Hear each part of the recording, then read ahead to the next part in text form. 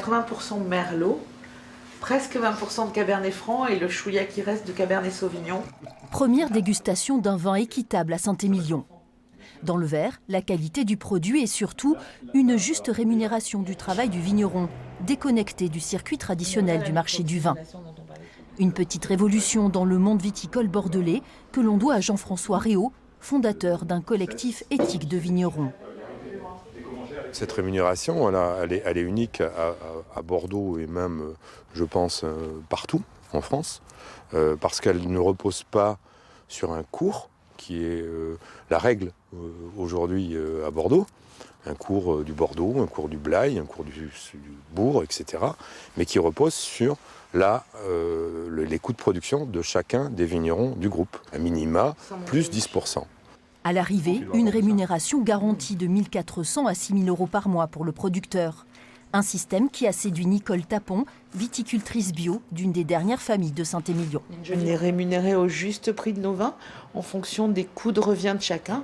Alors il est clair que suivant le nombre de pieds à l'hectare, suivant l'appellation dans laquelle on se situe, le coût de revient n'est pas le même, mais on reste, et c'est équitable pour le consommateur aussi.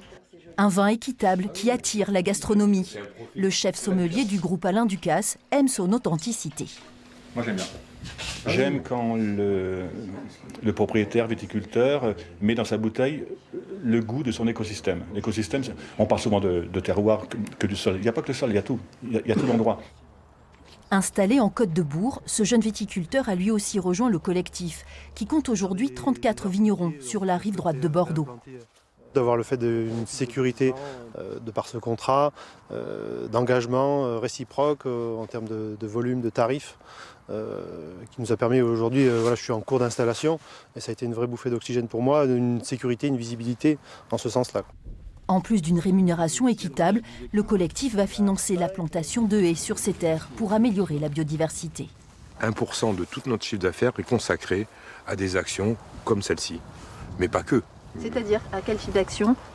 Mais là, ça peut être l'agroforesterie, réimplanter des haies de manière à préserver des aléas climatiques. Également destiné à l'achat de matériel pour l'agriculture biologique.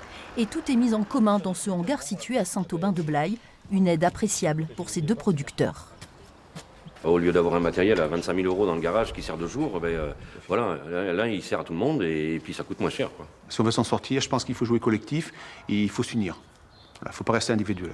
En 2020, le collectif de vignerons bordelais a été le premier regroupement viticole français en faveur du commerce équitable à obtenir le label EcoCert.